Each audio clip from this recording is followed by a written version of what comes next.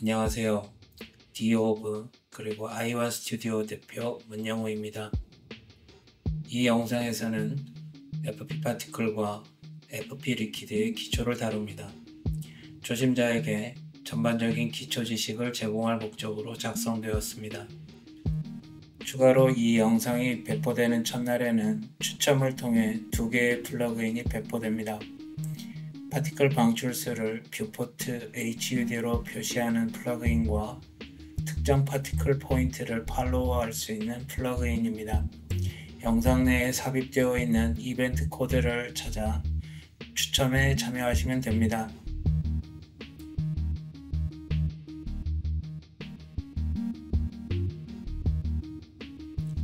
리퀴드 사용법에 대해 알아보도록 하겠습니다. 시나프포디 내부에는 두 가지 물리적 묘사 시스템이 있는데 XPBD와 블렛입니다. 시나프포디 헬프에 따르면 XPBD는 시뮬레이션이라고 부르고 블렛은 다이나믹스라고 부른다고 설명되어 있습니다. 2024에서 FP 파티클이 추가되었고 2025에서 FP 리퀴드가 추가되었습니다. FP 파티클, FP 리퀴드 모두 시뮬레이션에 속하는 기능입니다. 리퀴드 기능은 기존 FP 파티클을 기반으로 개발된 것입니다. 기존 FP 파티클 이미터를 리퀴드로 변경하려면 리퀴파이 모디파이어가 필요합니다. 또는 생성 시부터 액체 속성을 갖고 있는 리퀴드 필 이미터를 사용할 수 있습니다. 리퀴드 필 이미터는 생성 시부터 액체 속성을 가지고 있기 때문에 리퀴파이 모디파이어가 필요하지 않습니다. 리퀴드 기능을 이용하기 위한 절차를 간단하게 요약해보면 다음과 같습니다. 기존 FP 파티클 이미터와 리퀴파이 모디파이어를 결합해 생성하거나 또는 리퀴드 필 이미터를 생성합니다. 이후 필요에 따라 파티클 모디파이어를 추가할 수 있습니다. 씬을 플레이해보고 씬의 구성이 올바르게 되었다고 판단되면 파티클 그룹을 선택을 하고 캐시를 만들게 됩니다. 만들어진 캐시는 리퀴드 메쉬 제너레이터를 이용해 메쉬로 변환하면 액체 생성 과정이 완료됩니다. FP 파티클과 FP 리퀴드는 기본적으로 GPU를 통해 계산됩니다. 씬 세팅스나 시뮬레이션 씬 오브젝트를 선택하고 컴퓨트 디바이스를 변경할 수 있습니다. 만약 시스템에 한 개 이상의 GPU가 있는 경우 디스플레이를 담당하고 있는 GPU를 통해 파티클 시뮬레이션과 메싱이 일어나도록 설정하십시오. 만약 컴퓨터 디바이스가 디스플레이용 GPU가 아닌 경우 현재 GPU에서 계산된 데이터가 디스플레이용 GPU로 이동하는 과정에서 꽤 느려짐과 시스템 불안정이 발생합니다. 만약 상상 이상으로 무거운 메쉬를 생성해야 되는 경우 GPU 대신 CPU를 선택하도록 하십시오. 시뮬레이션 디바이스로 GPU를 선택하고 있는 경우 파티클 시뮬레이션과 지오메트리는 모두 GPU 안에 존재하는 가상 데이터입니다. 만약 일반적인 지오메트리로 계산에 활용하려면 CPU로 다시 다운로드하는 과정이 필요합니다. 시뮬레이션 탭 아래에서 확인할 수 있고 리퀴드 메쉬 같은 경우 익스포트 탭에서 지오메트리를 ON함으로써 일반적인 지오메트리로 변환할 수 있습니다. 시뮬레이션의 안정성과 계산 속도를 빠르게 하려면 다음의 내용은 지켜주는 것이 좋습니다. 월드 오리진에서 많이 벗어나 있는 오브젝트를 기반으로 시뮬레이션 하는 경우 시뮬레이션 스페이스가 꽤나 많이 확장되므로 계산 속도가 느려질 수 있고, 같은 이유로 화면에서 많이 벗어난 필요없는 파티클들은 필드 컨디션이나 킬 등을 이용해서 계산에서 제외시켜주는 것이 좋습니다. 시뮬레이션 씬 스케일을 적당히 설정하는 것도 매우 중요합니다. 도움말에 따르면 시뮬레이션 씬 스케일은 시뮬레이션에 참가하는 오브젝트 크기에 맞춰 조정해야 된다고 쓰여져 있습니다. 하지만 경험상 시뮬레이션 씬 스케일은 100cm, 1m를 유지하는 것이 좋습니다. 예를 들어 10cm 이하의 작은 컵이 있고 여기에 액체 파티클을 채우려는 경우 파티클 레디어스는 1cm, 2cm 등이 아닌 소수 이하 0.1cm 그 이하 값이 될 수 있습니다. 따라서 계산의 복잡성이 점점 증가하는 문제가 발생합니다. 이런 경우 시뮬레이션 씬 스케일을 디폴트 값을 유지한 상태에서 10cm인 컵을 1m로 크기를 키워 시뮬레이션 하는 것이 오히려 안정적이고 빠른 시뮬레이션을 얻을 수 있습니다. FP 파티클, FP 리퀴드를 이용한 씬을 만들고 있고 협업 중이라면 협업자와 다음의 내용을 반드시 확인해야 됩니다. 많은 디바이스를 테스트한 것은 아니지만 RTX 3090과 RTX 5090 사이에는 시뮬레이션 결과가 동일하지 않습니다. 따라서 파티클을 반드시 캐시하거나 협업자에게 어떠한 디바이스가 사용되어 있고 현재 파티클의 출현 위치가 동일한지 반드시 확인하는 절차가 필요합니다. XPBD 시뮬레이션 디바이스로 GPU를 선택하고 있는 경우 VRAM의 소모량은 시뮬레이션 씬 아래서 확인할 수 있습니다. 하지만 이것은 대략적인 사용량으로 실제 소모량과는 차이가 많습니다. 좀 더 정확한 사용량을 알고 싶으면 GPU-Z 같은 전문 유틸리티를 활용하는 것이 좋습니다. VRAM 소모 특성에 대해서 알아보도록 하겠습니다. XPBD 시뮬레이션은 파티클 수가 증가함에 따라 그 소모량이 일정하게 증가하는 것이 아닌 계단식 증가 현상을 보입니다. 400만 개의 파티클을 발생시켰을 경우 약 8기가가 소모되었는데 그 이후 약간 증가한 상태에서 곧바로 11기가로 VRAM 소모량이 점프합니다. 대량의 파티클 시뮬레이션을 하고 있는 경우 VRAM 소모량이 상당하기 때문에 GPU 방식의 렌더러를 사용하고 있는 경우 렌더링할 수 있는 씬의 크기가 크게 제약받을 수 있습니다. 따라서 파티클 그룹과 리퀴드 메쉬를 반드시 캐시해 줘야 합니다. 이유는 명확하지 않지만 시뮬레이션 도중 시뮬레이션 타임을 0프레임에 위치시켜도 이전에 소모되었던 VRAM이 곧바로 복원되지 않는 경우도 보입니다. 이러한 경우 컴퓨터 디바이스를 CPU로 변경했다가 다시 GPU로 복원하는 방법을 사용할 수 있습니다. VRAM 소모량을 최소화하는 가장 확실한 방법은 파티클 그룹과 리퀴드 메쉬를 캐시한 후 씬을 닫았다가 다시 여는 방법입니다. 또는 시나마 코드를 재시동하는 방법입니다.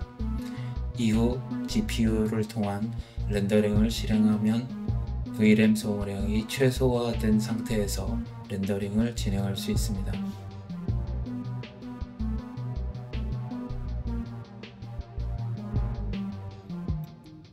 리퀴드 시뮬레이션 기본 셋업 방법에 대해 알아보도록 하겠습니다. 먼저 씬 내에서 어떤 일이 일어나는지 알아야 하기 때문에 Ctrl D 씬 세팅스 창을 열어둡니다.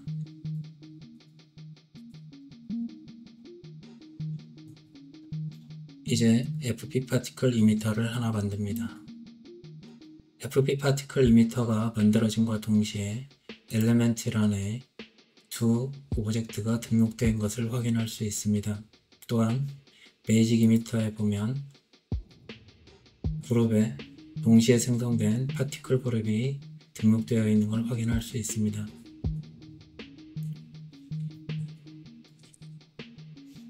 만약 그룹을 삭제하면 FP 파티클은 어디에도 속하지 않은 파티클 데이터가 됩니다.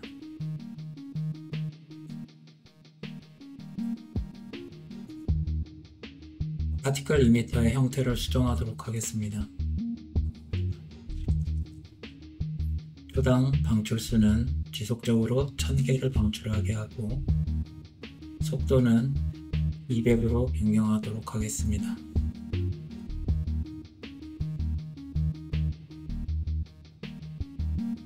만약 빅버트에서 보이는 파티클의 형태를 변경하고 싶으면 파티클 그룹 드로우에서 변경할 수 있습니다.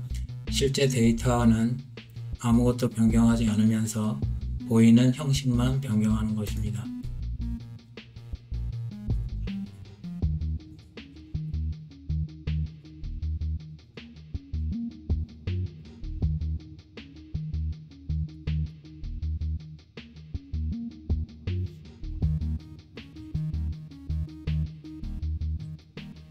FP 파티클은 밀도, 점도 등이 없는 순수한 파티클 데이터입니다. 만약 액체가 되려면 점도, 밀도, 크기 등의 액체 속성을 부여받아야 되는데 이것은 리퀴파이 모디파이어가 가능하게 합니다.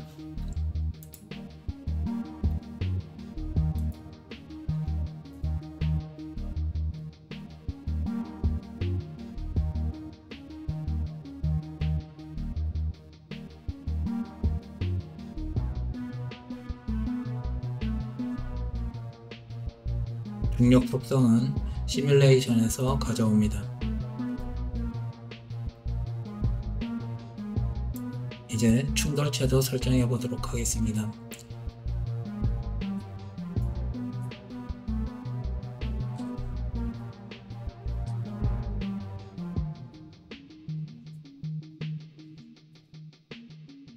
플레인을 선택하고 오른쪽 버튼 시뮬레이션 태그에서 콜라이더 태그를 추가합니다. 리퀴드와 관련된 충돌 속성들이 표시됩니다. 동시에 시뮬레이션 안에도 콜라이더가 엘리멘트로 추가된 것도 확인할 수 있습니다.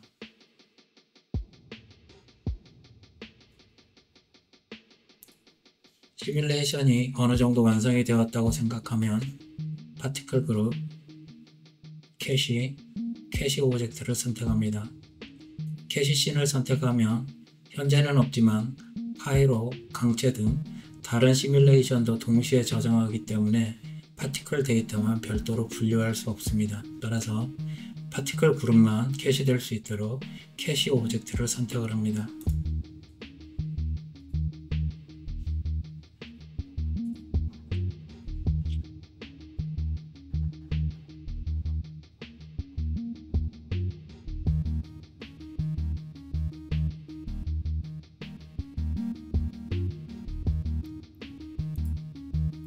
캐시가 만들어지고 나면 베이직 이미터, 리퀴파이 속성들은 모두 무시가 되게 됩니다.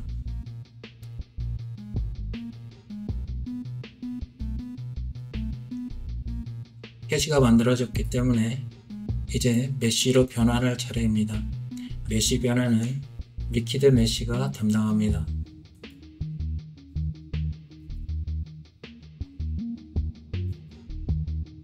현재는 모두가 익스클루드이기 때문에 아무것도 등록되어 있지 않아도 씬 내에서 발견된 파티클 그룹들이 메쉬로 변경되게 됩니다.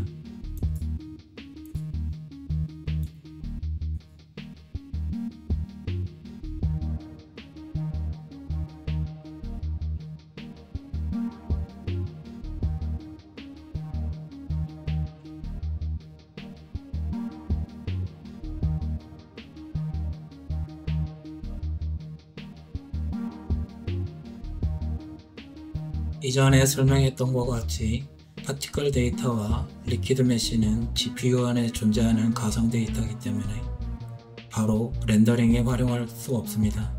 따라서 리퀴드 메쉬 익스포트에서 지오메트리를 ON으로 변경해 주어야 됩니다. 또한 노멀이 익스포트 되었지 않기 때문에 메쉬가 매우 거칠어 보입니다. 동시에 노멀도 익스포트 하도록 합니다.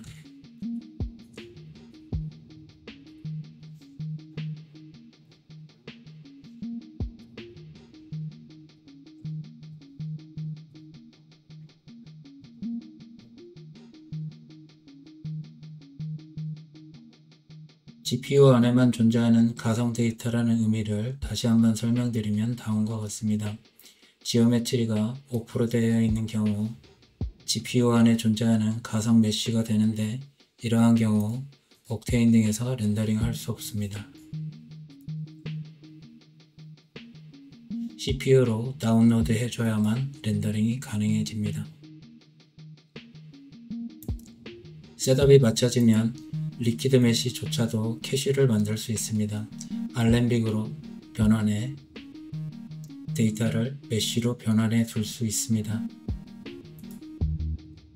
여기까지가 FP 파티클 이미터를 이용한 리퀴드 셋업이었습니다. 다음은 리퀴드 필 이미터를 이용한 셋업입니다. 씬 판독의 편리를 위해 몇 가지 작업을 해두도록 하겠습니다.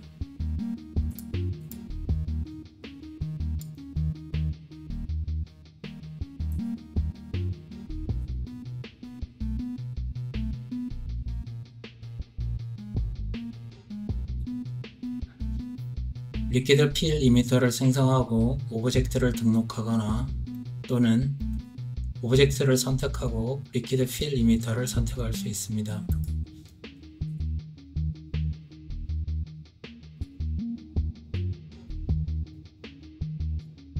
이전과 마찬가지로 파티클 그룹이 자동으로 생성되고 등록됐으며 시뮬레이션 씬 안에도 자동으로 등록되어 있는 걸 확인할 수 있습니다. 리퀴드 필 이미터는 FP 파티클과 달리 기본적으로 액체 속성을 가지고 있습니다. 따라서 리퀴파이 모디파이어는 필요하지 않습니다. 리퀴드 이미터가 오브젝트의 내부를 채우는 형태로 동작하기 때문에 리퀴드 이미터에는 크기 외에 서로의 간격도 결정해 주어야 합니다. 기본적으로 옵션이 시뮬레이션 씬으로 설정되어 있습니다. 여기에서 레디어스와 디스턴스의 의미에 대해서 알아보도록 하겠습니다. 레디어스는 파티클 개개의 크기를 의미하고 디스턴스는 파티클 간 거리를 의미합니다. 따라서 레디어스가 고정되어 있고 디스턴스가 들어간다면 파티클은 덜 빽빽하게 채워지게 됩니다. 기본 옵션 값으로 각각 시뮬레이션 씬 값이 선택되어 있습니다. 만약 좀 더 조밀하게 파티클을 채우려면 오버라이드를 선택하고 파티클 레디어스의 1 그리고 파티클 간 오버랩 없이 빽빽하게 채워지려면 레디어스 값에 약 2배를 입력하면 될 것입니다.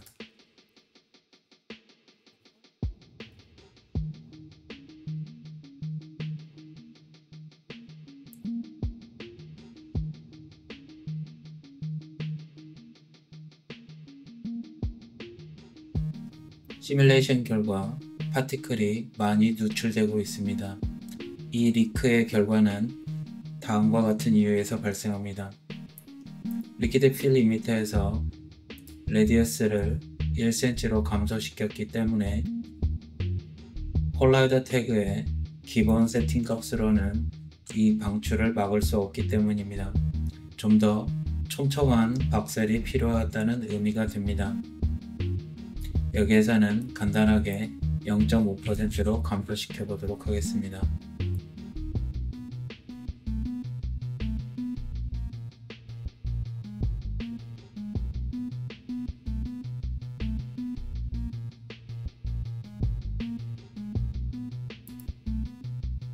좀 더 촘촘한 박셀에 의해 리크가 많이 감소한 것을 확인할 수 있습니다. 렐러티브 옵션은 오브젝트의 바운드 크기를 계산한 후 그중 가장 긴 축 하나를 선택합니다. 그리고 %로 입력받게 합니다. 따라서 200cm이므로 현재 0.5%이면 약 1cm에 해당합니다. 박셀의 크기는 파티클 레디어스와 같거나 그보다 약간 작은 값이 좋습니다. 그러나 너무 작은 값을 입력하면 오히려 계산이 느려지고 역효과가 발생합니다. 사용하고 있는 컨테이너는 상부가 열려있는 오픈 지오메트리인데 컬라이더 태그에 보면 오픈 지오메트리에 대해 1cm 두께의 티캔으로 처리하고 그것을 벅셀라이즈 한다라고 써있습니다. 그 두께는 이전에 계산한 것과 같이 약 1cm가 되는 것입니다. 이 과정을 실제로 만들어 보면 다음과 같습니다. 먼저 제너레이터 티캔으로 1cm를 처리한 후 약 1cm 해상도의 볼륨을 생성한다는 의미가 됩니다. 이 지오메트리 상태로 콜라이더를 처리한다는 의미가 될 것입니다. 적정한 수준의 박셀 사이즈를 입력했음에도 불구하고 리크가 발생하고 있다면 더 작은 박스 사이즈를 입력하기보다 씬 세팅에서 컬리전 패스 값을 증가시켜 볼 수 있습니다. 컬리전 패스의 증가는 계산량을 크게 증가시키지 않는 특징이 있습니다.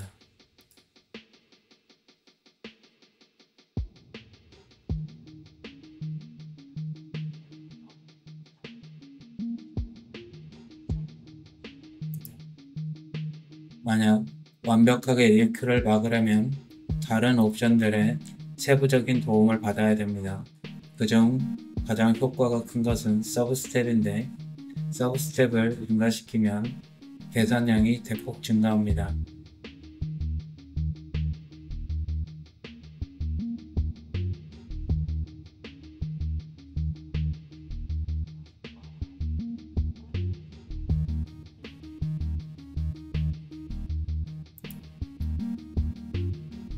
서브 스텝을 변경할 때 주의해야 될 내용이 있습니다. 씬 내에 리퀴드 외에 다른 XPBD 태그들이 이미 존재하고 있었다면 서브 스텝의 변경은 씬의 시뮬레이션 결과값을 바뀌게 합니다. 서브 스텝의 변경은 XPBD 태그들의 강성을 증가시키거나 감소시키는 역할도 동시에 하기 때문입니다. 따라서 기존 세팅으로 누출이 어느 정도 감소되었다고 생각되면 킬 모디파이어들을 통해 일부 누출된 파티클을 삭제해 주는 것이 더 좋은 씬 셋업 방법입니다. 시뮬레이션에서 계산 정밀도를 올리기 위한 방법으로 많이 언급되는 것 중 대표적인 것은 서브 스텝과 이터레이션이 있습니다. 서브 스텝은 한 프레임이라는 단위 시간 동안 지정한 횟수만큼 시간을 더 잘게 쪼개어 계산하게 만듭니다. 서브 스텝이 1인 경우 군은 현재 위치에서 많은 거리를 이동해 나타나게 됩니다. 만약 중간에 콜라이더 등이 끼어드는 애니메이션이 있는 경우 이 계산은 무시되게 됩니다. 따라서 서브 스텝을 증가시켜야 끼어든 콜라이더의 계산이 다음 프레임에 반영되어 나타나게 됩니다. 시각적인 결과로는 고속으로 이동하는 파티클이 콜라이더와 만났을 때 투과 현상을 막아주거나 오브젝트의 이동 또는 변형이 둔화되는 모습을 보여줍니다. 서브 스텝이 감소하면 오브젝트는 고속으로 이동하는 것처럼 보이거나 소프트바디처럼 디포밍 포인트를 다루고 있는 경우 포인트들이 빠르게 이동하여 시각적으로는 강성이 매우 약한 것처럼 보여질 수 있습니다. 컴퓨터의 리소스는 제한적이고 무한한 정밀도로 계산할 수 있는 것이 아니기 때문에 컴퓨터는 근사치를 이용하여 결과를 산출합니다. 근사치는 정확한 값이 아니라는 의미이므로 컴퓨터는 이러한 오차를 보정하기 위해 하나의 계산에 대해 여러 번의 계산을 수행한 후 평균값을 얻어 최종값으로 사용합니다. 이러한 것을 이터레이션이라고 합니다. 이터레이션이 한 번만 이루어지는 경우 현재 프레임에서 문제가 없을 수 있지만 다음 프레임으로 이동하면서 이 오차는 점점 누적되게 됩니다. 결과적으로는 파티클의 모션이 부자연스럽거나 또는 엉뚱한 결과를 초래할 수 있습니다. 시각적인 결과로는 파티클의 경우 프레임 간 파티클 모션이 매우 떨리는 것처럼 보일 수 있습니다. 점성이 높은 액체의 경우 파티클은 프레임 간 안정적인 모션을 유지해야 합니다. 이러한 경우 이터레이션이 낮으면 불안정한 결과를 초래할 수 있습니다. 리퀴드가 꿀과 같은 높은 점성의 액체가 되려면 리퀴파이에서 비스코시티와 서피스 텐션을 조절해 볼 수 있습니다.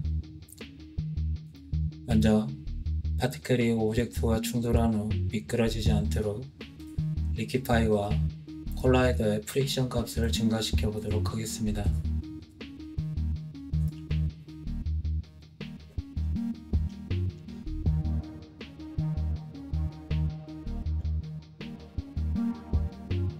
미끄러짐이 사라졌으므로 이제 비스코시티와 서피스 텐션을 조절해 보도록 하겠습니다.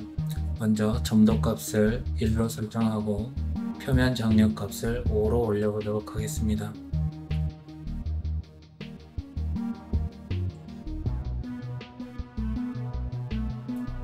서피스 텐션 값을 10으로 올려보도록 하겠습니다.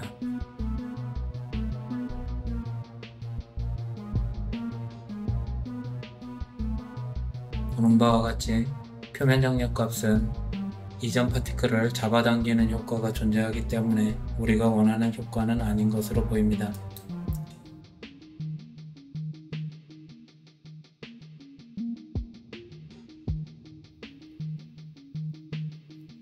파티클을 자세히 보면 프레임 간 파티클들이 매우 떨리는 것을 확인할 수 있습니다.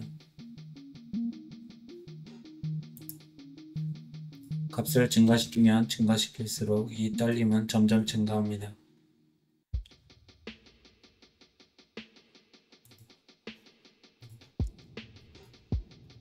이전에 배웠던 것처럼 파티클이 안정적인 위치를 유지하려면 시뮬레이션 씬 세팅에서 리퀴드를 이동한 후 비스코시티 이터레이션 값을 크게 증가시켜 봅니다.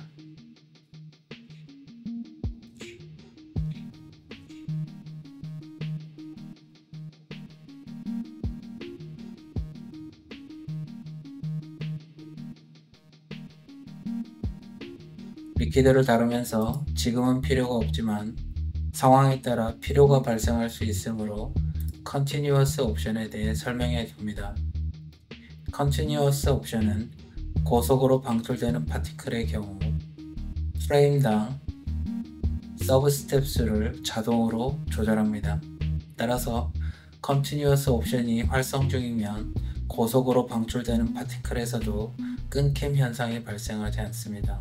만약 컨티뉴어스 옵션이 오프되어 있으면 이제 서브 스텝 수는 파티클 아래 서브 스텝에서 다루게 됩니다.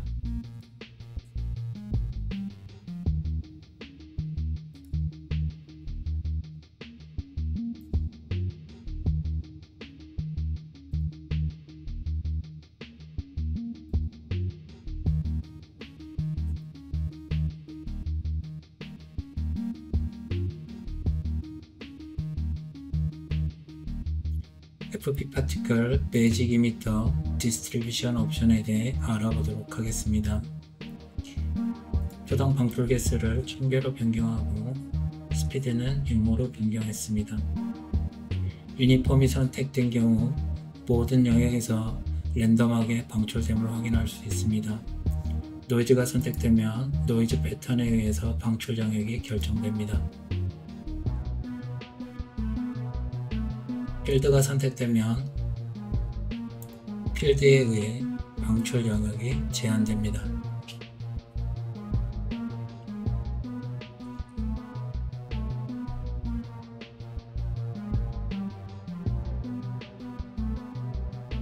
새로운 FP 파티클 이미터를 추가하고 옵션을 변경하도록 하겠습니다. 초당 방출 개수를 1000개로 변경하고 스피드는 200으로 변경하도록 하겠습니다. 리퀴파이 모디파이어를 추가하고 시뮬레이션을 해봅니다. 현재는 디폴트 레디어스 값을 사용하고 있기 때문에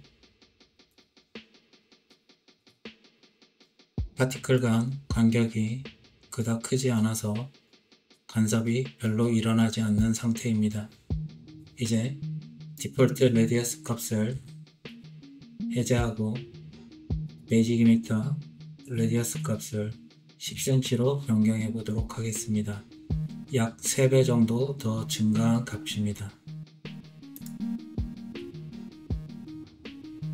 이제 파티클이 사방으로 뿌려지는 걸 확인할 수 있습니다. 이전에는 작은 레디어스를 갖고 있었기 때문에 파티클 간 간섭이 크지 않았지만 지금은 파티클 간 간섭이 매우 심한 상태입니다. 왜냐하면 디폴트 레디어스가 3배 이상 증가했기 때문입니다. 베이직 이미터의 기본 레디어스 값은 1cm입니다. 리퀴파이 모디파이어가 추가되면 Use Default Radius 옵션에 의해 씬 세팅에 리퀴드 디폴트 레디어스 값인 3cm가 사용됩니다. 만약 이것의 크기를 확인하려면 파티클 그룹 Draw Radius를 선택하면 됩니다.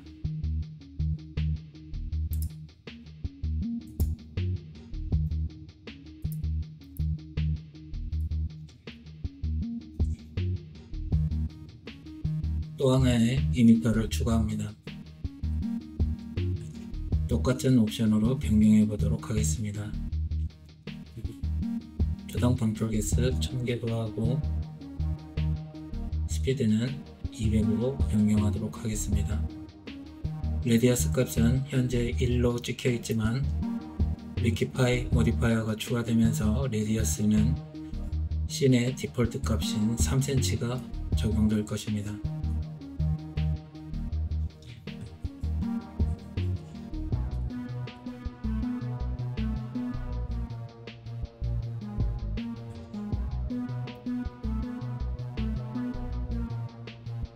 상태를 확인하고 디폴트 레디어스 값을 해제하도록 하겠습니다.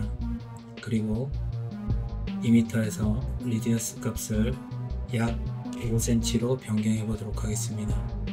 초기에 상당히 부풀어 오른 모습을 볼 수 있는데 이 부분을 해결할 수 있는 옵션이 있습니다. 리퀴파이 모디파이어에서 컨스트레인트를 열고 이지인 값을 약 15프레임으로 변경해 보도록 하겠습니다. 이지인의 의미는 리퀴파이로 액체 속성을 얻기 전 FP 파티클을 유지할 시간입니다. 따라서 15프레임까지는 FP 파티클 자체로 유지가 되고 15프레임 이후부터 리퀴드 속성을 얻는다 라는 의미가 되겠습니다. 이런 식으로 부풀어 오르고 초기에 산란되는 현상을 일부 막을 수 있습니다. 새로운 이미터를 하나 생성합니다. 이전과 같은 옵션으로 변경할 것이기 때문에 플러그인을 사용해 보도록 하겠습니다.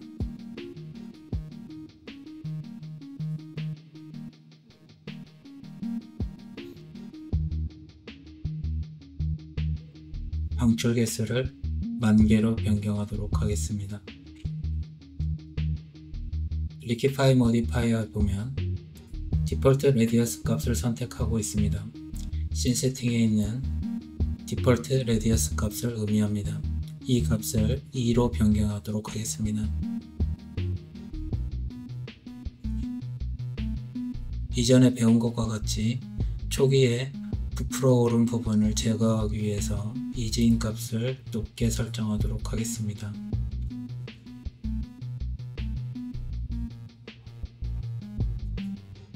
현재의 두께를 기억해 두시기 바랍니다.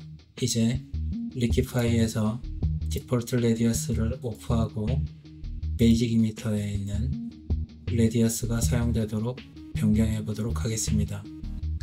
파티클 레디어스가 2cm에서 1cm로 감소함에 따라 그 부피감이 많이 감소합니다.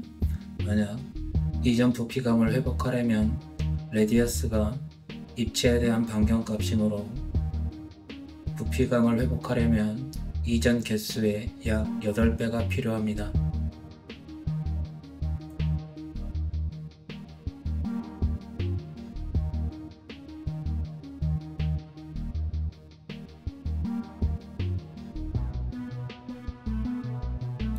보고 있는 씬에 사용된 컨테이너는 약 200cm의 상부가 열려있는 오픈 큐브입니다.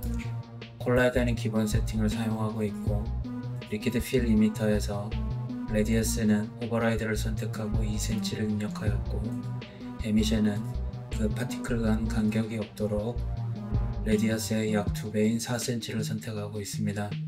시뮬레이션 씬 세팅도 기본 세팅 값을 사용하고 있습니다.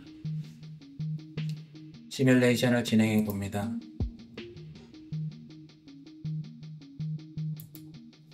파티클의 누출 없이 곧바로 안정화가 됩니다. 현재 세팅 값에서 파티클의 부피를 기억해 둡니다. 이제 레디어스만 1cm로 변경합니다. 다시 시뮬레이션을 진행해 보겠습니다.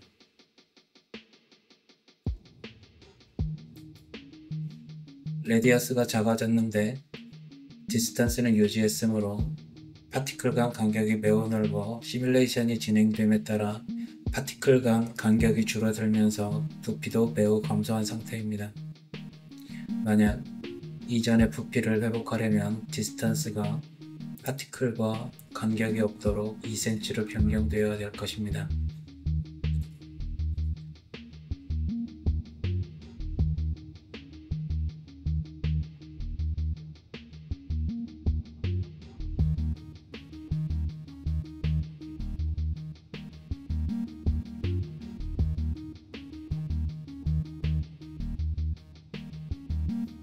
같은 세팅에서 이번엔 컬러 매퍼 모디파이어를 추가합니다. 컬러 매퍼 모디파이어를 선택하고 타겟 프로퍼티는 컬러, 프로퍼티에서 벨로시티 스피드를 선택하고 어퍼 스피드를 500으로 변경합니다. 컬러는 영상과 같이 수정합니다.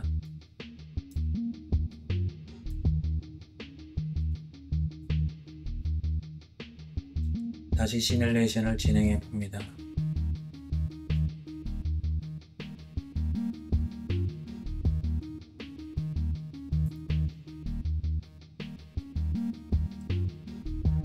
보는 바와 같이 액체의 하단에서 이동이 그다지 크지 않은 것을 확인할 수 있습니다. 이번엔 이미터의 위치를 수정해 보도록 하겠습니다.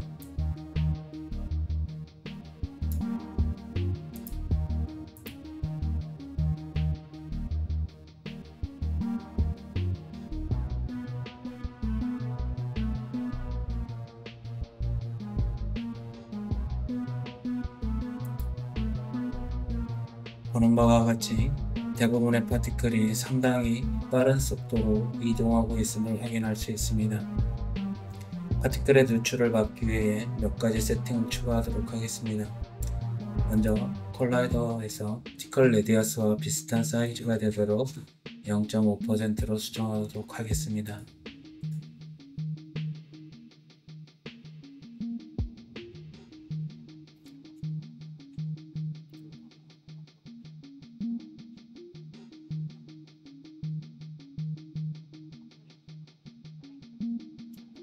조금 감소하기는 했지만 여전히 파티클이 누출됩니다.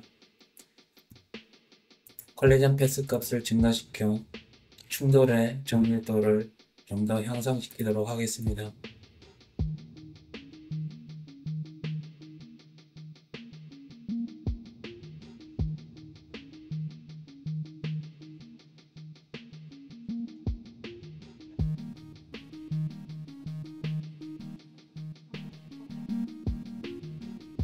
누출이 약간 감소한 것으로 보이지만 여전히 누출은 있습니다. 대부분의 케이스에서 파티클이 빠르게 이동하지 않으면 적절한 벅셀 사이즈와 컬리전 패스 증가로 대부분의 파티클 유출을 막을 수 있습니다.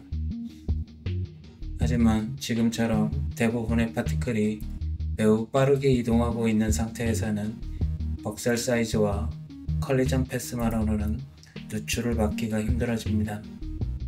누출의 근본적인 원인은 벅셀 사이즈 세팅이나 컬리전 세팅에서 오는 것이 아니라 파티클이 프레임 간 매우 빠르게 이동하고 있기 때문에 발생한 것입니다. 따라서 이런 경우 서브스텝 값을 증가시켜야 합니다. 하지만 씬 내에 리퀴드 외에 다른 XPBD 태그들이나 다른 시뮬레이션이 있는 경우 그것들의 결과값도 동시에 영향을 받게 됩니다. 이런 경우 별도의 시뮬레이션 씬 오브젝트를 만들어 그것들을 격리하여 새로운 환경에서 시뮬레이션 하는 것이 좋습니다. 현재와 같이 시뮬레이션 씬 오브젝트 밑에 리퀴드와 관련된 오브젝트들을 위치시키고 시뮬레이션 씬 오브젝트 씬 엘리멘트란에 컬라이더 태그를 직접 드래그 앤 드롭합니다. 시뮬레이션 씬 오브젝트는 디폴트 시뮬레이션 씬 세팅과 달리 컬라이더 태그 등이 자동으로 등록되지 않습니다. 시뮬레이션 씬 오브젝트를 다시 선택하고 시뮬레이션 콜리전 패스 값을 이전의 연구했던 값을 입력합니다. 그리고 서브스택 값을 40으로 증가시킵니다.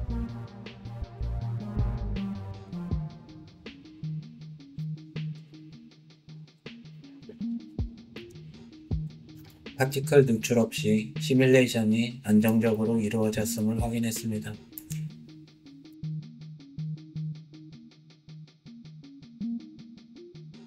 실제 존재하는 용어는 아니지만 씬 내에 파티클 A와 B가 있는 경우 A와 B가 간섭하거나 간섭하지 않도록 서로 분리하는 과정을 말합니다. 방법은 시뮬레이션 씬 오브젝트, 파티클 그룹 오브젝트를 통해 이루어집니다. 시뮬레이션 씬 오브젝트와 파티클 그룹은 오브젝트 하이어라키 구조를 변경함으로써 이루어지고 일부 태그는 시뮬레이션 씬에 직접 드래그 앤 드롭 하면서 이루어질 수 있습니다. 빠른 진행을 위해 플러그인을 사용하고 있습니다. 플러그인을 통해 만들어지는 이미터는 서클 쉐입 20cm, 20cm, 초당 방출수는 1000개, 그리고 스피드는 기본 200을 가지고 있음을 기억해 주십시오. 파티클 그룹과 계층구조 변경을 통해 간단히 격리 개념에 대해 알아보도록 하겠습니다. 두 개의 이미터가 생성되어 있고 각각 다른 그룹이 배정되어 있습니다. 플레인에 콜라이더 태그를 추가하고 리퀴파이 모디파이어도 추가합니다. 재생을 해보면 두 파티클 모두 리퀴드로 변경되어 있는 걸 확인할 수 있습니다. 계층 구조상 파티클 그룹과 리퀴파이 모디파이어가 동일 계층에 존재하기 때문에 두 파티클 모두 액체로 변경되어 있는 걸 확인할 수 있습니다. 이제 리퀴파이 모디파이어를 좌측 파티클 그룹 비트로 이동시킵니다.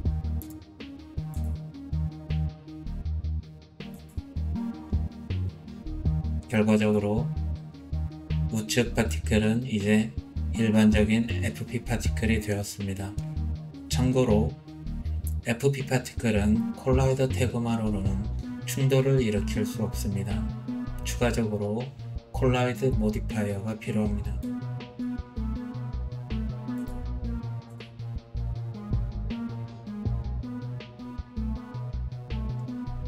다음은 시뮬레이션 씬 세팅과 시뮬레이션 씬 오브젝트를 이용한 파티셔닝에 대해 알아보도록 하겠습니다.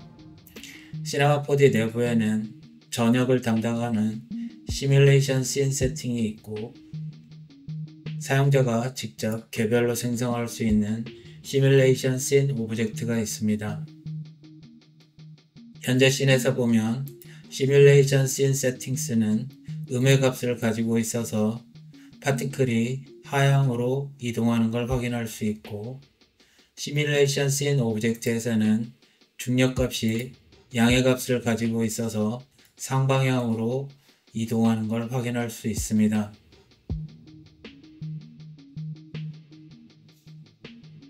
동일 세팅을 재현해 보도록 하겠습니다. 먼저 컨트롤 D를 눌러 글로벌 씬 세팅스를 열어두고 새로운 시뮬레이션 씬 오브젝트도 추가하겠습니다. 먼저 글로벌 씬 세팅용 파티클을 생성해 보도록 하겠습니다. 이미터를 하나 생성하고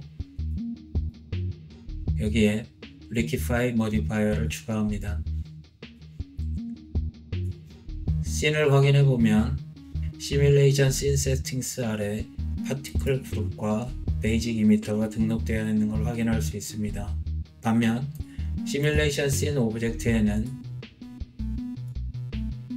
해당 오브젝트들이 등록되어 있지 않은 것을 확인할 수 있습니다. 생성된 파티클과 파티클 그룹을 시뮬레이션 씬 오브젝트로 옮기려면 하이어라키 구조를 변경합니다.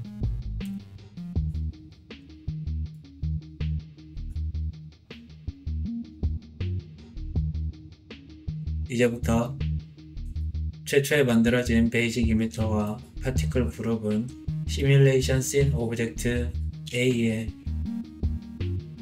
귀속되게 됩니다. 속성도 양의 값으로 변경해 보도록 하겠습니다.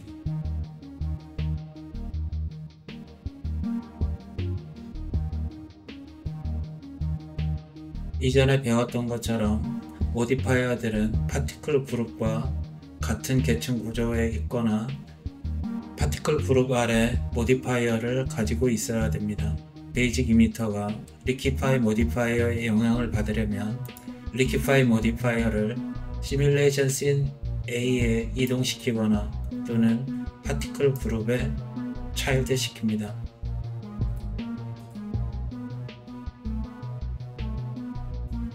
편의상 색을 붉은색으로 변경하도록 하겠습니다. 아이콘 색도 붉은색으로 변경해 두도록 하겠습니다.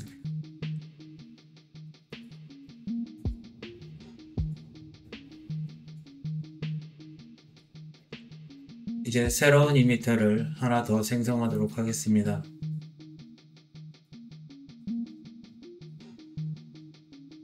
그리고 글로벌 씬 세팅용 리퀴파이 모디파이어도 추가하도록 하겠습니다. 한덕을 위해 위치를 조금 이동시키도록 하겠습니다.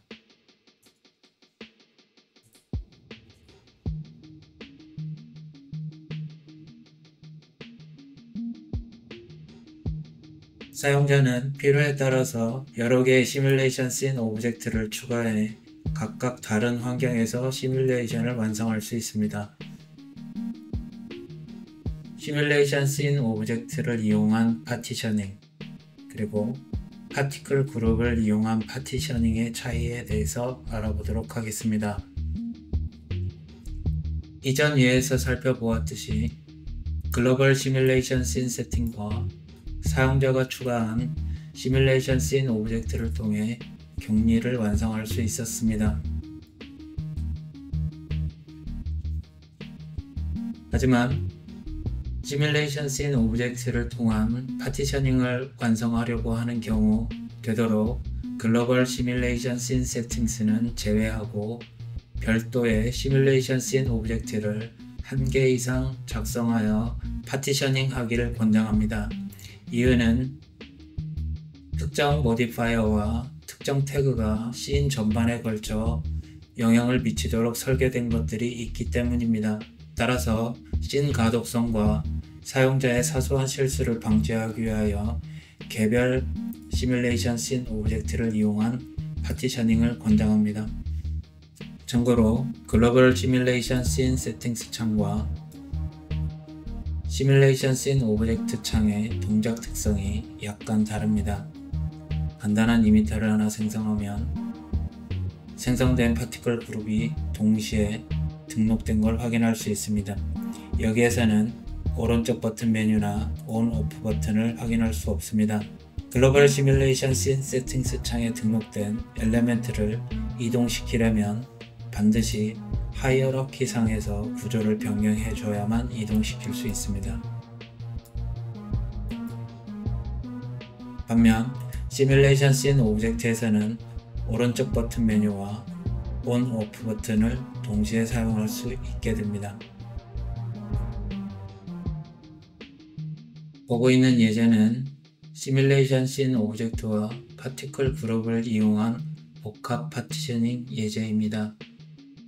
두 개의 시뮬레이션 씬 오브젝트가 사용되었으므로 빨간색 이미터와 녹색, 파란색 이미터는 완벽하게 격리된 상태일 것입니다. 먼저 시뮬레이션 씬 A부터 확인해 보도록 하겠습니다. 콜라이더는 제외하도록 하겠습니다.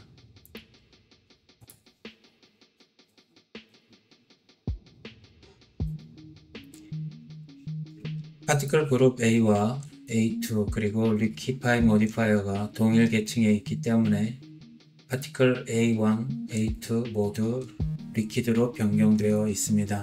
만약 사용자가 리퀴파이 모디파이어를 파티클 그룹 A로 이동시킨다면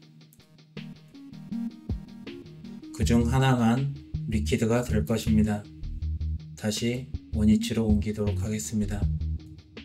이제 두 개의 파티클 모두 리퀴드가 되었고 인터랙션도 이루어지고 있는 걸 확인할 수 있습니다. 다음, 격리된 시뮬레이션 씬 B 오브젝트도 활성화시키도록 하겠습니다.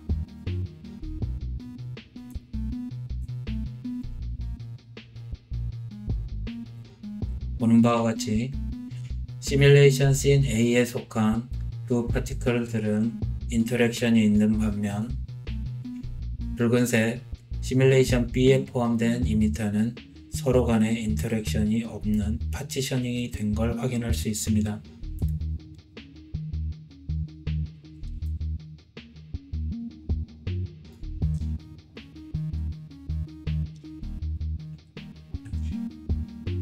다음은 콜라이더의 상태에 대해 알아보도록 하겠습니다.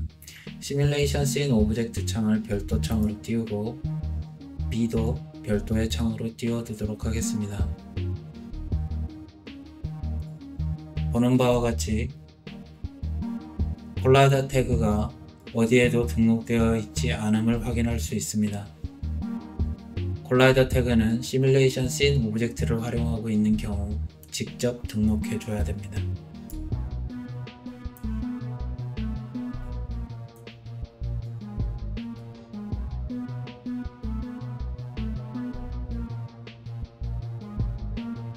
이전 부연 설명에서 시뮬레이션 씬 오브젝트를 이용한 파티셔닝을 하고 있는 경우 글로벌 시뮬레이션 씬 세팅스는 되도록 제외하라고 말씀드렸습니다.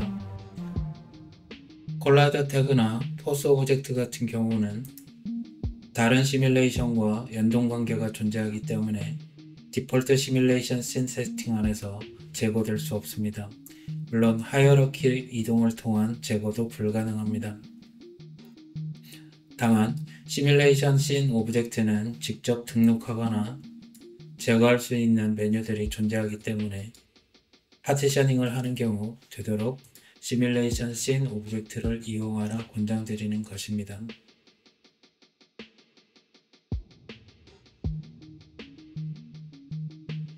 이전 과정에서 시뮬레이션 씬 오브젝트를 통한 적극적인 파티셔닝, 격리를 확인해 보았고 그 다음으로는 파티클 그룹을 이용한 격리도 확인해 보았습니다. 이제부터는 조금은 소극적인 격리 방법에 대해 알아보도록 하겠습니다. 씬을 보면 이미터는 최초 빨간색 파티클 그룹을 받습니다. 그리고 일정 조건 이상이 충족되면 파란색 그룹으로 전이되도록 설계되어 있습니다. 파티클 이미터를 하나 생성합니다. 여기서는 레이트를 10으로 설정하도록 하겠습니다. 그리고 컨디션 오브젝트를 하나 만듭니다. 컨디션 오브젝트는 파티클 그룹 밑에 차일드합니다.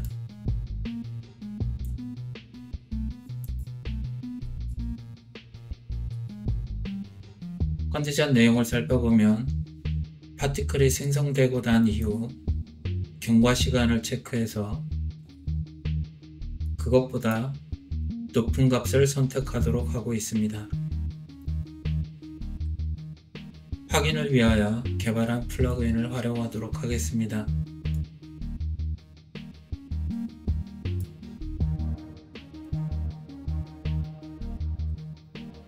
첫 번째 파티클 그룹의 색을 적색으로 변경하도록 하겠습니다. 다음 스위치 그룹 모디파이어를 추가합니다. 스위치 그룹 모디파이어는 컨디션 아래 넣어줍니다. 이제 새로운 파티클 그룹도 하나 만들어줍니다. 새로운 파티클 그룹의 색은 파란색으로 변경하도록 하겠습니다.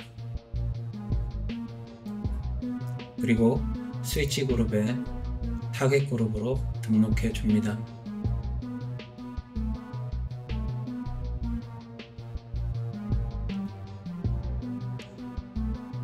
내용을 한번 점검해 보겠습니다. 최초 이미터가 생성된 후 빨간색 파티클 그룹에 등록됩니다. 그리고 생성된 이후 경과 시간을 검사하여 특정 조건을 생성합니다. 조건에 만족하는 파티클들은 그룹을 변경하도록 지시합니다. 그 그룹은 파란색 그룹으로 지정됩니다. 이전 과정에서 파티클 그룹과 컨디션을 이용한 소극적인 격리의 예를 살펴보았기 때문에 이것을 좀 더 적극적으로 활용해 보도록 하겠습니다. 이미터를 하나 생성하고 파티클 그룹 색을 푸른색으로 변경합니다. 파티클 그룹 아래 리퀴파이 모디파이어를 추가하도록 하겠습니다.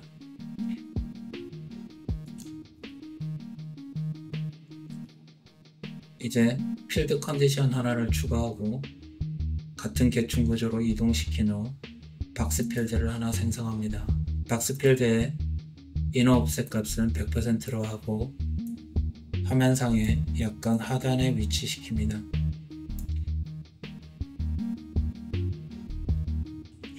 다음 스위치 그룹을 만들고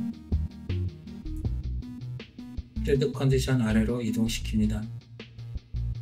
스위치 그룹에서 타겟 그룹으로 사용할 새로운 파티클 그룹을 만듭니다.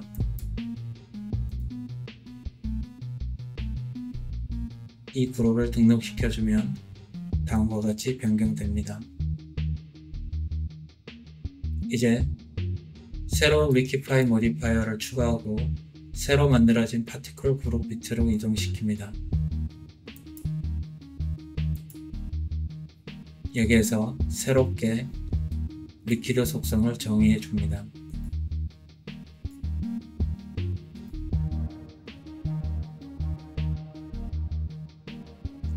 리퀴파이 모디파이어의 기본 동작은 리퀴파이입니다. 즉 FP 파티클에 최초 액체 속성을 부여하는 것이 기본 동작입니다. 만약 리퀴파이 모디파이어의 옵션이 Set Properties로 변경되는 경우 이미 액체 속성을 가지고 있는 FP 파티클에 한해 새로운 액체 속성을 부여하게 됩니다.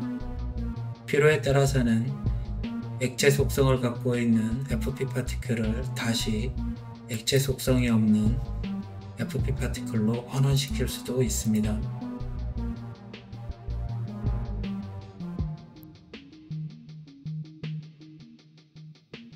다음은 소극적인 격리의 한 예입니다.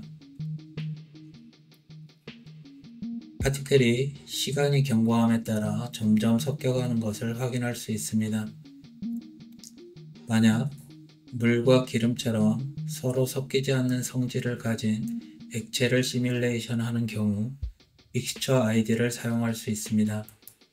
리퀴파이 옵션에서 믹스처 아이디의 기본값은 0번입니다.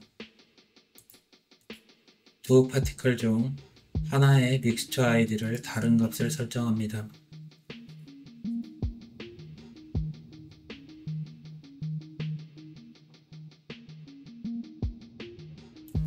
이전과 다르게 시간이 경과했음에도 두 파티클이 많이 섞이지 않는 것이 확인됩니다.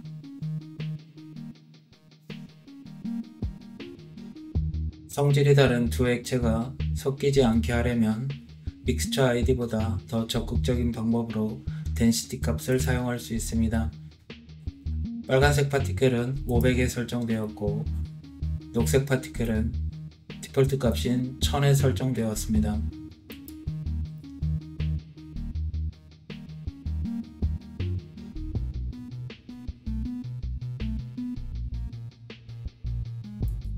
시뮬레이션 결과를 보면 덴시티가 낮게 설정된 가벼운 액체가 위쪽으로 배치되어 있음을 확인할 수 있습니다.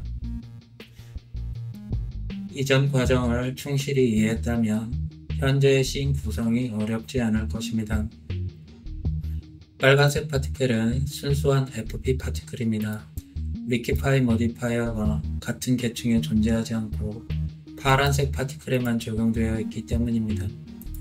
또한 리퀴드는 콜라이더 태그 외에 같은 시뮬레이션 계열인 XPBD 태그들과 충돌을 일으킬 수 있습니다.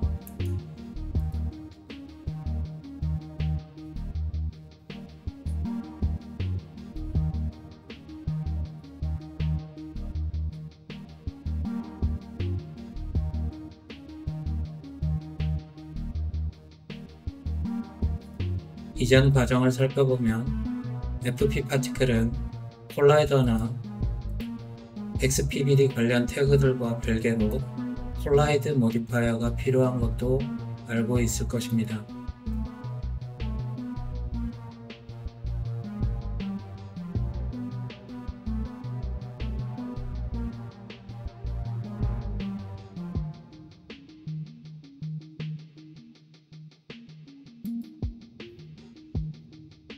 최신 버전인 R2026에는 콜라이더 태그와 동일하게 리지드 바디 태그에도 리퀴드와 관련된 충돌 옵션이 새로 생겼습니다.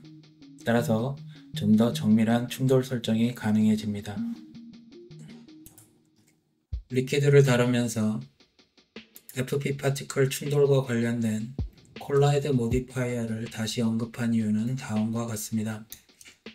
콜라이더 태그에는 파티클이 오브젝트와 충돌한 후의 파티클인지 그 이전 파티클인지를 구분하는 채널 값이 없습니다. 이때 콜라이드 모디파이어가 필요합니다. 콜라이드 모디파이어를 선택하고 콜라이디드 채널을 활성화합니다. 이렇게 하면 씬에 새로운 채널 값이 생겨납니다.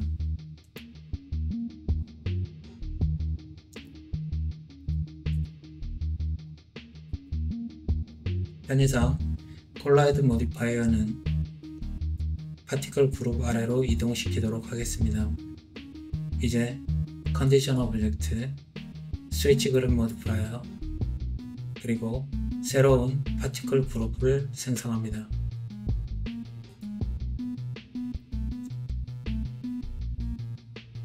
컨디션을 파티클 그룹 아래로 이동시키고 스위치 그룹은 컨디션 오브젝트 아래로 이동시킵니다. 컨디션에서 프로퍼티, 커스텀을 선택하고 새로 생성한 채널인 콜라이디드 채널을 선택합니다. 그리고 스위치 그룹에서 타겟 그룹으로 새롭게 생성한 파티클 그룹을 등록시켜 줍니다. 파티클 그룹의 색은 빨간색으로 변경하도록 하겠습니다.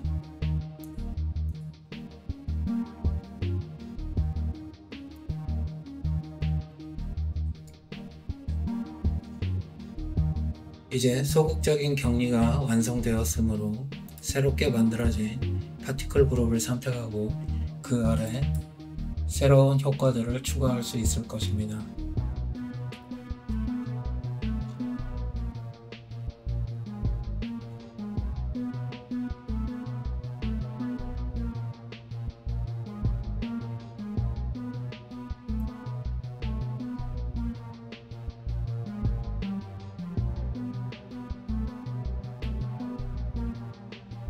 만약 초기 값을 반전시키려면 이미터에서 커스텀 해당 값을 반전시킬 수 있습니다. FP 파티클엔 여러가지 채널 값, 즉 속성, 프로퍼티 값이 있습니다. 이러한 속성 값을 이용하려면 매스 또는 컨디션 오브젝트를 활용할 수 있습니다. 현재 씬에는 간단한 이미터 하나와 콜라이더가 추가되어 있는 상태입니다. 시뮬레이션을 시작하고 리퀴파이 모디파이어도 활성화시킵니다. 매스 모디파이어를 추가하고 타겟 프로퍼티에 보면 기존 FP 파티클이 가진 속성 외에 새로운 속성을 선택할 수 있습니다. 리퀴파이 모디파이어가 추가되면 액체가 가진 속성들이 추가로 나열될 수 있습니다.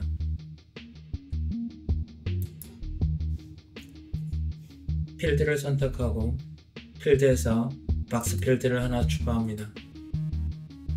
그리고 박스 필드를 콜라이더 오브젝트 아래 위치시키고 리셋 트랜스폼 시킵니다. 다시 위치를 복원시키고 매스에서 오퍼레이션을 헤드로 변경합니다.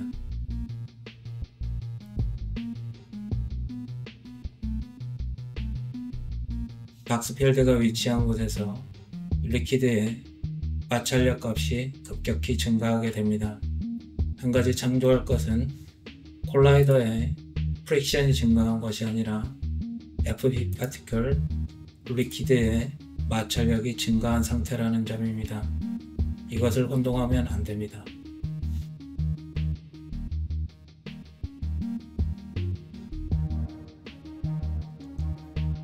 FP 파티클은 매스 또는 덴시티 값이 없는 순수한 포인트 데이터입니다. 따라서 XPBD 시뮬레이션 태그들과 상호작용할 수 없습니다. 여기서 상호작용이란 단순한 표면 반사와 같은 위치값의 변동을 의미하지 않습니다. 여기서 얻고자 하는 상호작용은 파티클이 오브젝트를 물리적으로 밀어낼 수 있는지 없는지와 같은 힘의 작용을 말합니다. 파티클 자체는 XPBD 태그들과 직접 상호작용할 수 없으므로 파티클이 XPBD 태그들과 상호작용하는 것처럼 보이려면 다른 오브젝트의 도움을 받아야만 합니다. 클로너에서 모델을 오브젝트 모드로 변경하고 오브젝트에 파티클 그룹을 등록합니다.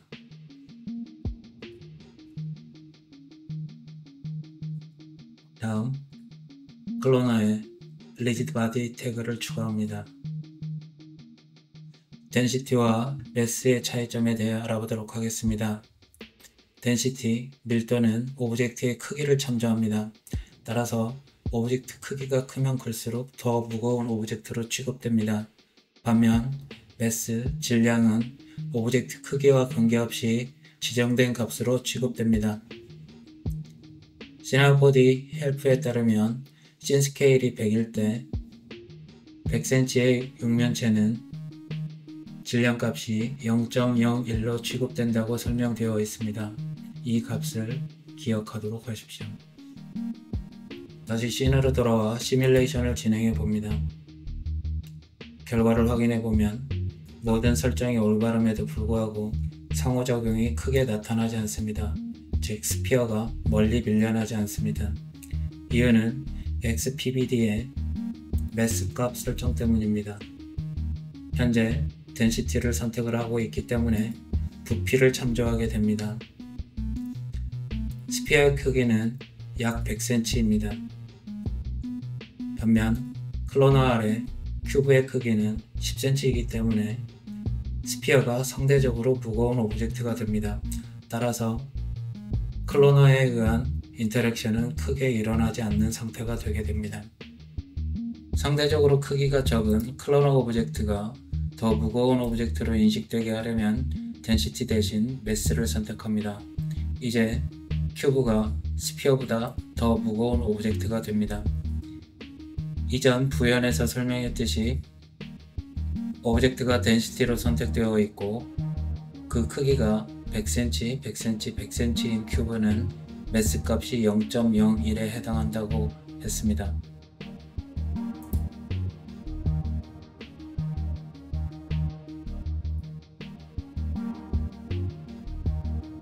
리퀴드와 XPBD 태그들 간 상호작용에 대해 알아보도록 하겠습니다. 이미터 세팅은 그림과 같고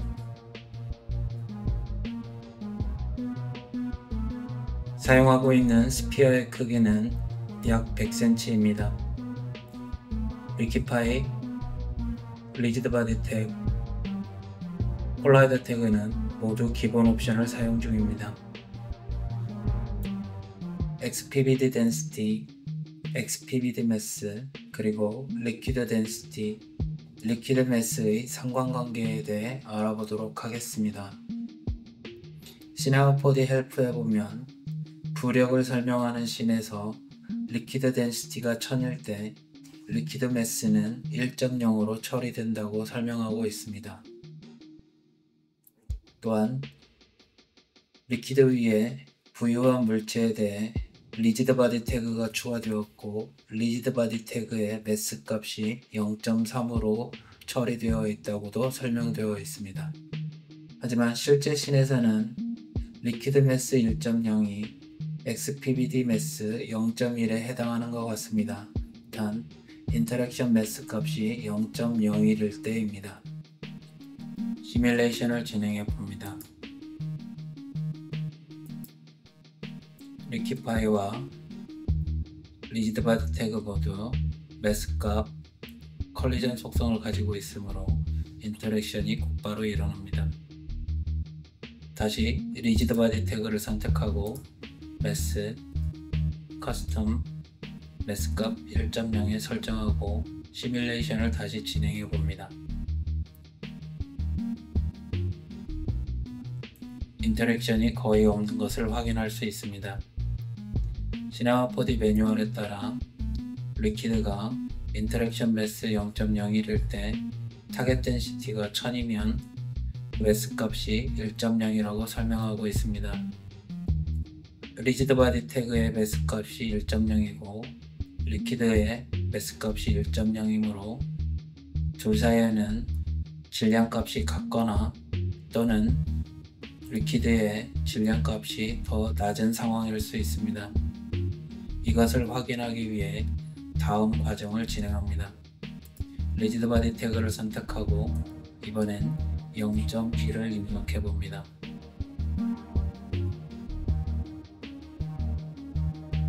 인터랙션이 약간 일어나고 있습니다. 이번엔 0.3을 입력해 봅니다.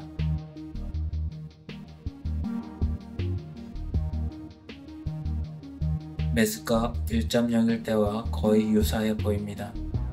따라서 리퀴드가 인터랙션 매스 0.01일 때 타겟 덴시티가 1000이면 리지드 바디 태그의 매스 값은 그의 10분의 1인 약 0.1에 해당하는 것으로 추정됩니다. 간단한 플로팅 오브젝트 셋업입니다. 컨테이너의 크기는 150, 75, 100의 사이즈를 가지고 있습니다. 리퀴드 필 리미터는 레디어스 1, 디스턴스 2로 셋업되어 있고 타겟 덴시티 1000에 인터랙션 매스는 기본값인 0.01을 사용합니다. 나머지 옵션들은 기본값을 사용합니다.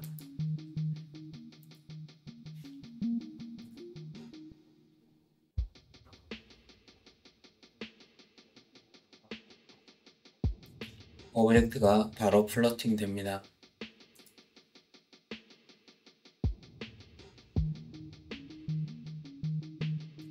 오브젝트를 약간 잠기도록 셋업해 보도록 하겠습니다. 리지드 바디가 덴시티로 선택된 경우 오브젝트의 부피를 참조하는데 규격화된 오브젝트가 아니면 그 질량 값을 정확히 예측하기가 힘듭니다. 따라서 커스텀 매스로 변경 후 약 10분의 1인 0.1부터 하향 조정해 보도록 하겠습니다.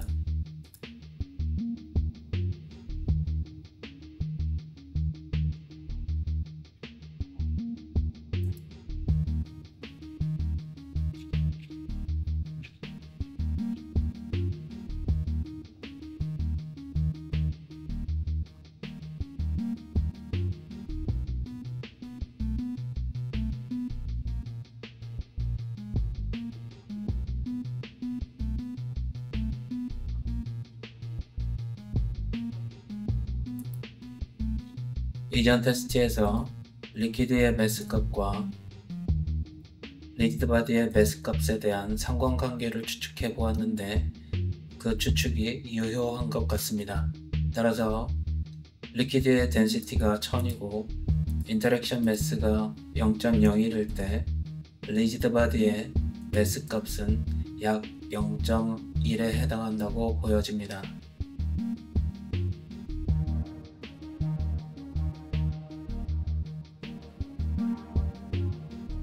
리퀴드 메쉬 제너레이터를 설명하기 전에 용어부터 설명해 보도록 하겠습니다.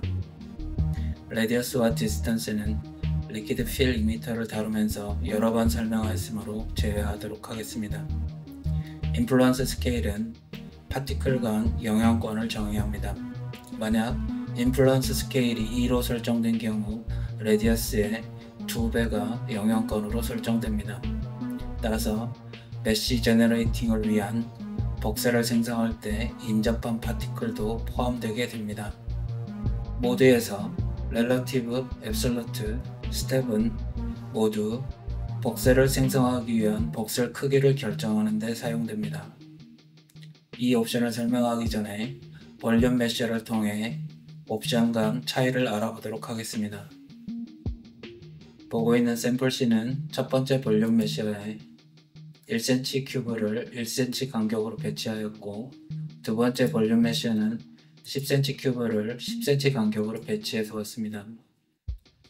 첫 번째 볼륨 빌더는 벅셀 사이즈를 1cm로 설정하였고, 두 번째 볼륨 빌더는 10cm로 설정되어 있습니다. 볼륨 메셔는 기본 옵션입니다. 이제 첫 번째 볼륨 메셔를 오프로 하고 볼륨 빌더의 박셀 사이즈 값을 변경해 보도록 하겠습니다. 뷰포트상 볼륨 픽셀의 밝기를 참조해 주십시오. 박셀 사이즈를 증가시키면 볼륨 픽셀의 밝기가 점점 낮아지는 것을 확인할 수 있습니다. 볼륨 픽셀의 밝기가 낮아진다는 의미는 볼륨 메쉬를 생성할 때 그 기여도가 매우 낮다는 의미입니다.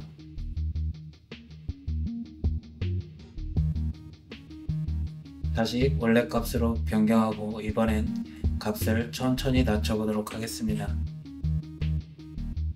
밝은 픽셀 값들이 점점 증가하는 것을 확인할 수 있습니다. 이제 볼륨 메셔를 온으로 변경하면 대부분의 볼륨 픽셀들이 메쉬로 변환된 걸 확인할 수 있습니다.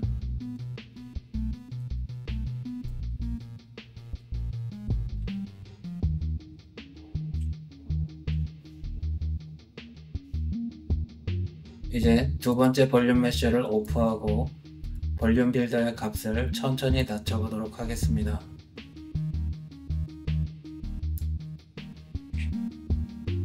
다시 볼륨 메셔를 온으로 변경합니다. 서로 다른 크기의 지오메트리를 참조하는 볼륨이 유사한 형태의 메쉬를 생성하려면 적절한 박셀 크기가 필요하다는 걸 알 수 있습니다. 본 예제에서 큐브의 크기는 리퀴드 메쉬의 파티클 레디어스에 대응합니다. 그리고 볼륨 빌더의 박셀 사이즈는 모드, 스텝 또는 모드, 박셀 사이즈에 의해 결정됩니다. 리퀴드 메쉬의 기본 포함 옵션은 익스클루드 모드입니다. 따라서 리퀴드 메쉬와 동일 계층에 존재하는 모든 파티클 그룹에 대해 메쉬를 생성하게 됩니다. 만약 씬 내에 서로 다른 크기의 파티클 레디어스를 가진 파티클 그룹이 있고 이것을 동시에 메싱한다고 가정하면 서로에게 적절한 박셀 사이즈가 입력되도록 해야 되는데 이러한 경우 렐러티브가 유리합니다. 앱솔루트의 경우 지정한 값으로 모두 일괄 처리됩니다. 씬 구조를 설명하겠습니다. 플레인의 사이즈는 약 200 곱하기 200 사이즈입니다. 커넥트 옵션에서 웰드 옵션은 오프된 상태로 설정되었습니다. 리키파이에서 Use Default Radius는 오프 상태입니다. 따라서 베이직 이미터의 레디어스 값이 사용됩니다. 사이즈는 20에 20 사이즈이고 초당 10,000개를 방출하도록 설정했고 스피드는 200입니다.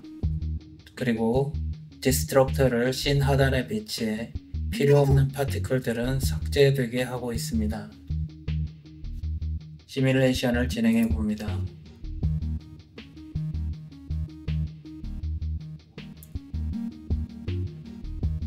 시뮬레이션 시간이 어느 정도 경과한 후에 리퀴드 메쉬 제너레이터를 추가합니다. 인플루언스 스케일은 이 정도로 낮춰 설정하도록 하겠습니다. 박셀 사이즈를 결정하는 계산식에 대해서는 아래 내용을 참조해 주십시오. 계산식에 따르면 렐러티브 모드일 때 스택 값이 낮으면 낮을수록 박셀의 해상도는 더 낮게 설정됩니다. 따라서 고해상도 박셀이 되려면 5와 같은 값을 입력합니다. 낮은 스택 값이 낮은 스택 값이 메쉬를 올바르게 생성하지 못하는 이유에 대해서는 이전 볼륨 메쉬어 영상을 참조해 주십시오. 지오메트리 스무스를 조금 더 높은 값으로 설정해 엣지가 날카롭게 설정되도록 만듭니다.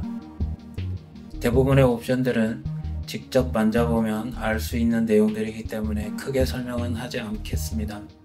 스무스 이터레이션도 약 6으로 설정하도록 하겠습니다.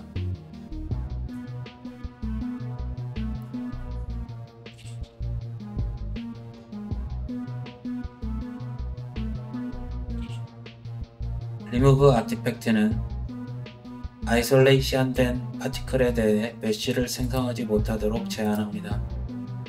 리퀴드 메쉬는 GPU를 통해 생성되는 가상 메쉬입니다. 렌더링에 활용하거나 다른 오브젝트와 상호작용을 일으키게 하려면 CPU로 다운로드 해줘야 합니다.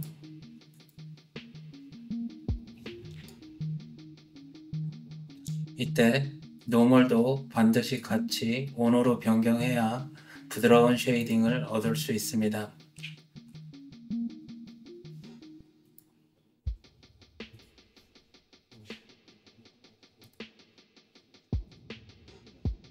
필요에 따라서 덴시티와 컬러, 벨로시티 등을 동시에 출력할 수 있습니다.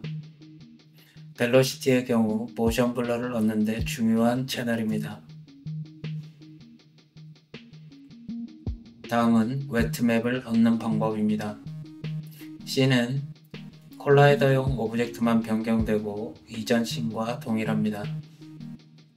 씬이 어느 정도 원하는 결과에 근접하면 파티클 그룹을 먼저 캐시합니다. 이때 리퀴드 메쉬는 오프 상태로 둡니다.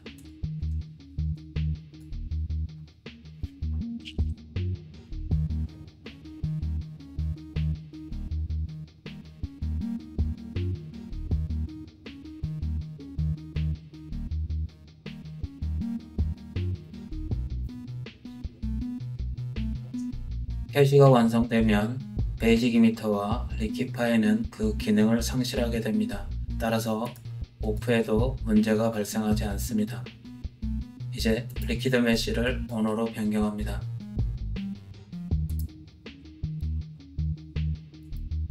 리퀴드 메쉬에 대한 옵션도 어느 정도 설정되었다고 판단이 되면 리퀴드 메쉬 자체도 오른쪽 버튼 베이크 에즈 알렘빅을 통해 메쉬로 변환해 둡니다.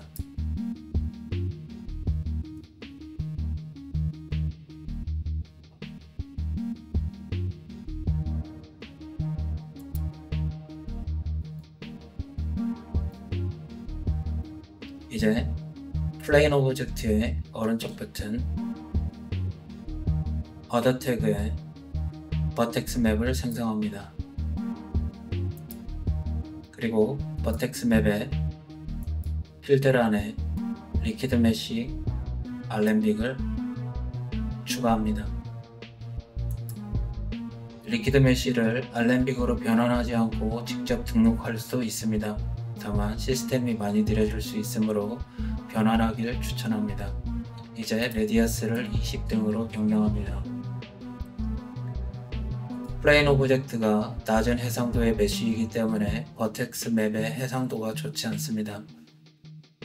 리퀴드 메쉬를 선택하고 레디어스를 5 정도로 변경해 줍니다. 버텍스 맵에서 플래싱이 발생합니다. 이것은 딜레이 이펙터로 막을 수 있습니다.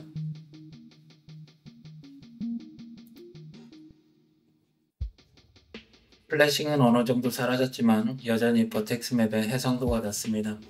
버텍스 맵은 지오메트리의 포인트를 기반으로 하고 있기 때문에 낮은 해상도의 지오메트리이면 높은 해상도의 버텍스 맵을 얻기 힘듭니다. 이러한 경우 지오메트리의 커베이처를 변경하지 않으면서 높은 수의 버텍스를 얻을 수 있어야 합니다. 이런 경우 클로스 서피스를 이용할 수 있습니다. 플레인을 클로스 서피스 아래 위치시키고 생성했던 버텍스 맵을 클로스로 이동시킵니다. 클로스 서피스를 선택하고 सब디비전 수를 적당히 올려줍니다.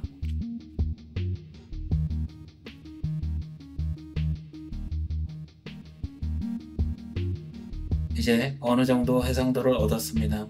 그렇지만 클로즈 서피스를 계속 증가시켜 높은 수의 버텍스를 얻는 것보다는 새로운 버텍스 맵을 추가하고 이전 버텍스 맵을 등록해서 모드를 전환하는 것이 좀 더 효율적입니다.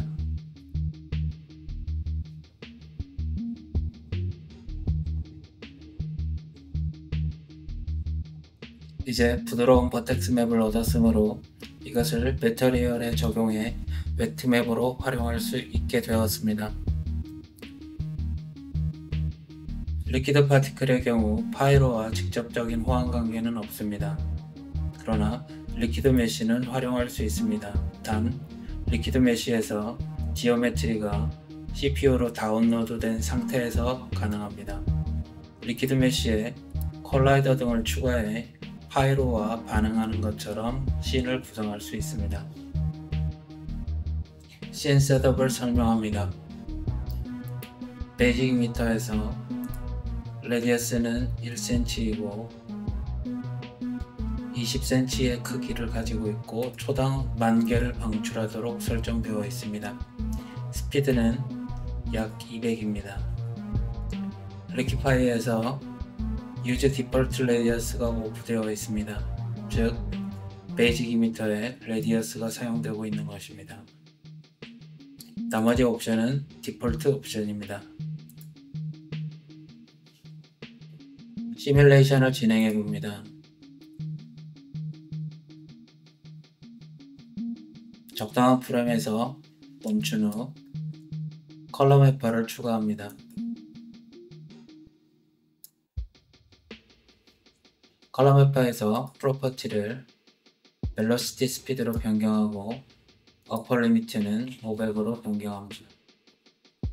그라디언트 컬러는 동영상과 같이 합니다.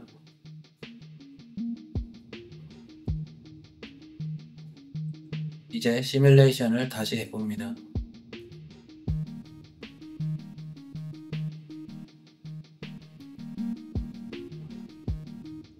메쉬 제너레이터를 ON으로 변경하고 메쉬 자체는 GPU에 존재하는 데이터이므로 지오메트리를 ON 그리고 나머지 옵션들도 이번엔 모두 ON으로 변경하도록 하겠습니다.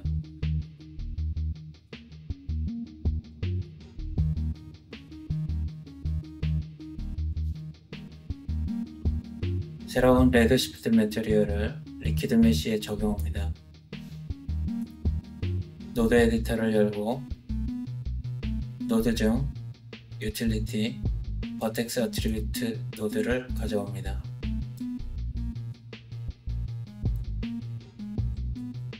버텍스 어트리뷰트에 컬러라고 명명된 버텍스 컬러 태그를 드래그 앤 드롭합니다. 레드 시프트는 파티클을 직접 렌더링하는 기능이 있으므로 파티클 그룹은 오프해 둡니다. 이제 렌더러에서 레드 시프트를 선택하고 레드 시프트 렌더 뷰를 엽니다.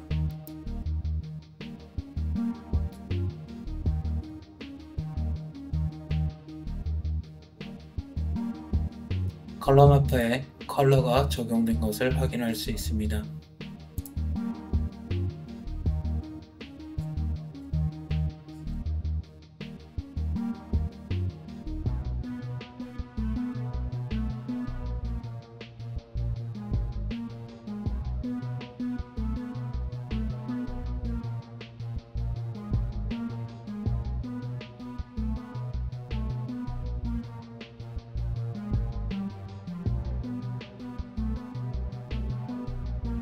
이번엔 모션 블러를 적용해 보도록 하겠습니다. 리퀴드 메쉬에 렌더 태그 중 RS 오브젝트 태그를 추가합니다. 그리고 모션 블러에서 오버라이드를 선택하고 모션 벡터도 온으로 변경합니다. 벨로시티를 선택하고 RS 벡터에 드래그 앤 드롭 합니다. 이때 한 채널만 등록해도 됩니다. 이제 렌더 세팅에서 레드시프트 모션 블러를 체크하고 하위 옵션을 연 다음 디포메이션 모션 블러를 체크합니다. 그리고 렌더 뷰에서는 직접 렌더 버튼을 눌러 확인합니다.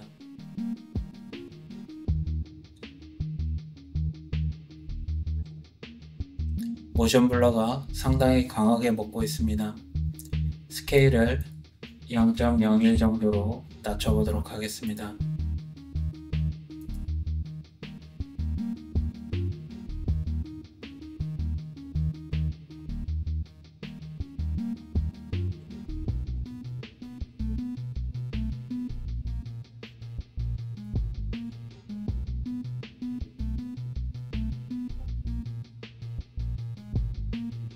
여기까지 FP 파티클과 FP 리퀴드의 기초 영상이었습니다. 디오브 그리고 아이원 스튜디오 대표 은영호였습니다. 감사합니다.